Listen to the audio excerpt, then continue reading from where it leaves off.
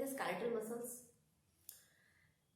Previous lecture में हमने देखा था डिफरेंट टाइप ऑफ मसल्स देखी थी, जहां हमने कार्डियक मसल की स्टडी करी थी, विसरल मसल्स देखी थी और स्ट्रेटेड मसल्स देखी थी, स्केलेटल मसल्स।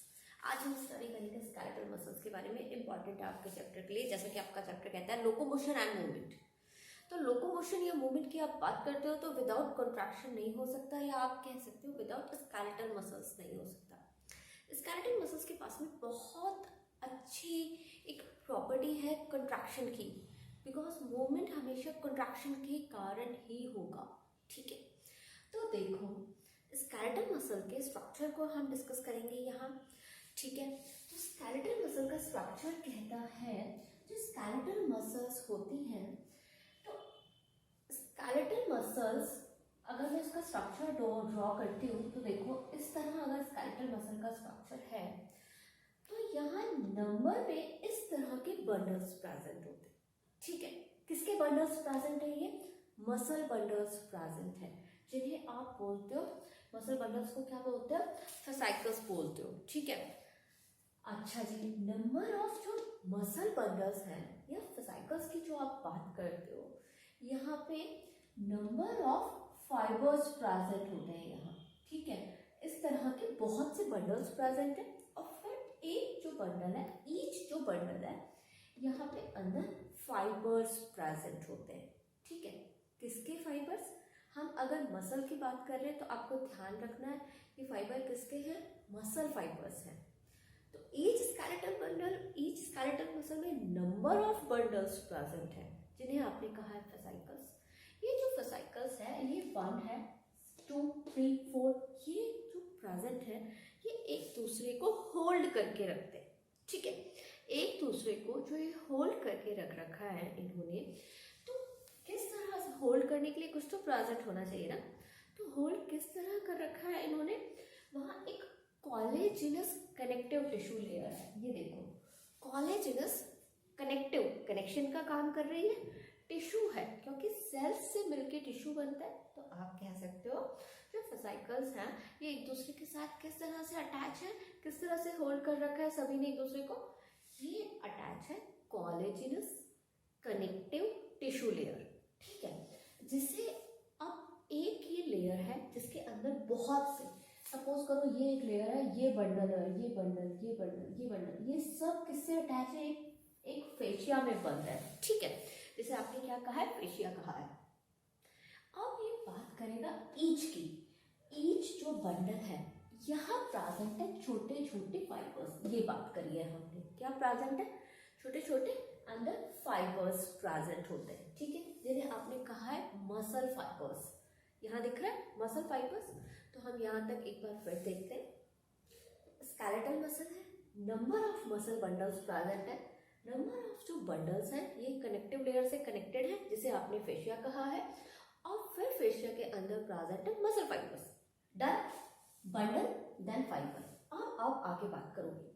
अब जो मसल फाइबर है, जब आप एक फाइबर की बात करते हो तो इसकी जो लेयर है, इसे आपने नाम दिया है, इसको सार्कोलेमा। क्या नाम दिया है आपने इसको? सार्कोलेमा नाम दिया है, line by sarcolemma muscle fibres. इस सार्कोलेमा में अंदर जो फ्लूइड प्रेजेंट है उसे आप कहते हो सार्कोप्लाज्म। ये सार्कोप्लाज्म प्रेजेंट है। जैसे सेल्स में एंडोप्लाज्मिक रेटिकुलम होती है, इसी तरह से इन फाइबर्स में भी क्या प्रेजेंट होता है? यहाँ पे एंडोप्लाज्मिक रेटिकुलम प्रेजेंट होती है, उसको आप कहोगे सार्कोप्लाज्मिक रेटिकुलम। Sarcoplasmic reticulum. ठीक है, तो और सार्कोप्लाज्मिक रेटिकुलम है, ये कैल्शियम को स्टोर करके रखता है, तो इसे आप कैल्शियम का स्टोर हाउस भी कहते हो। तो ये बात हुई यहाँ तक सार्कोलेमा की। अब बात करेंगे अब इस नंबर और जो फाइबर्स हैं, फाइबर्स में बहुत सारे क्या प्रेजेंट होते हैं एक दूसरे के साथ, इस तरह से नंबर ऑफ फिलामेंट्स प्रेजेंट हैं, जिन्हें आप क्या बोलते हो? मायोफाइब्रिल्स। ये देखो, जैसे आपने क्या कहा है? मायोफाइब्रिल्स कहा है। ये हम मायोफाइब्रिल की स्टडी करेंगे। ठीक है, तो आपने देखा जो फाइबर्स हैं उसके लेयर को आपने क्या कहा है? सार्कोलेमा कहा है। सार्कोलेमा में सार्कोप्लाज्म फिल्ड है। सार्कोप्लाज्म में बहुत सारे मायोफाइब्रिल्स प्रेजेंट हैं, ठीक है, बहुत से फिलामेंट लाइक स्ट्रक्चर एक दूसरे के साथ पैरेलली अरेंज है, इनसे आपने कहा है मायोफाइब्रिल्स। अच्छा जी, अब आप बात करते हो सार्कोप्लाज्मिक रेटिकुलम की। तो सार्कोप्लाज्मिक रेटिकुलम है, ये कैल्शियम को स्टोर करता है, इसीलिए आपने कहा है कैल्शियम आयन के लिए एक स्टोर हाउस है, ठीक है। आगे हम बात करते हैं अब मायोफाइब्रिल्स के स्ट्रक्चर की, जहां आप एक बहुत इंपॉर्टेंट यूनिट देखोगे यहाँ पे, फंक्शनल यूनिट कंट्रैक्शन की, इस मूवमेंट की, क्या एक इंपॉर्टेंट यूनिट इस कंट्रैक्शन की, सार्कोमेयर।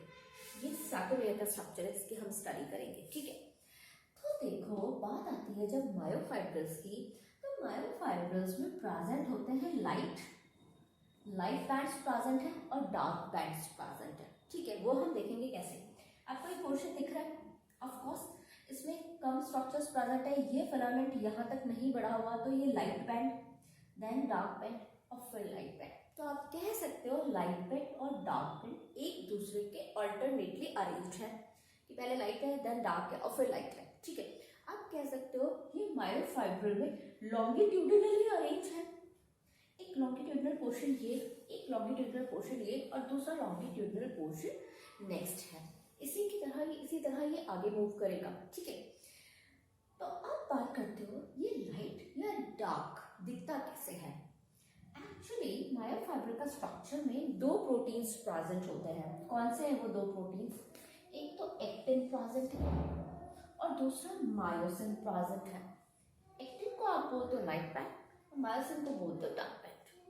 अब बात आती है एक्टिन में। एक्टिन में क्या प्रेजेंट होता है, एक्टिन को आप बोलते हो आइसोट्रोपिक बैंड, ठीक है।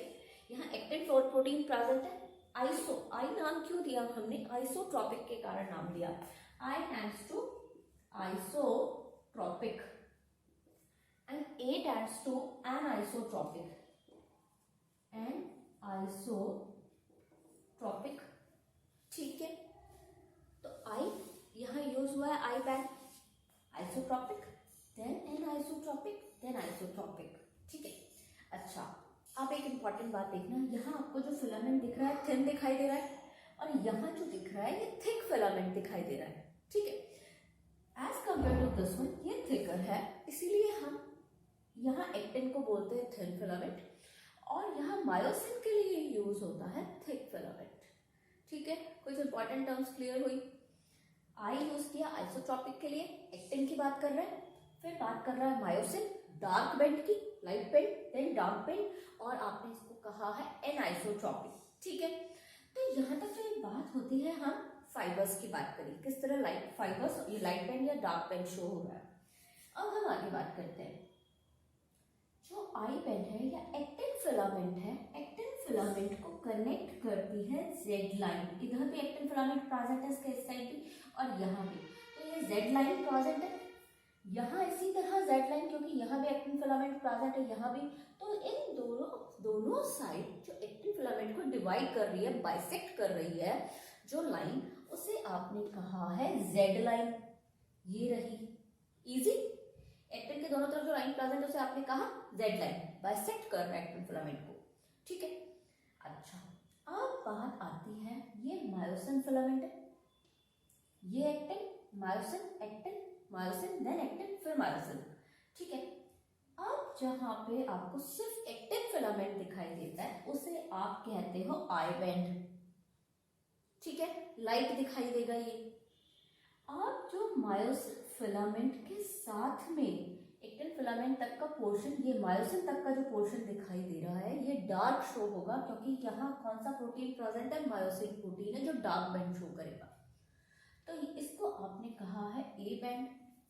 अगेन ये ऐसा ही स्ट्रक्चर आपको फिर दिखाई दे रहा है, तो आप फिर उसे बोलोगे क्या, आई बैंड। तो इस तरह से आई और ए बैंड शो हुआ। आपने बात करी जेड लाइन की, इसी तरह से मायोसिन का जो फिलामेंट है उसको भी एक लाइन डिवाइड करती है, बाइसेक्ट करती है, जिसे आप बोलते हो एम लाइन।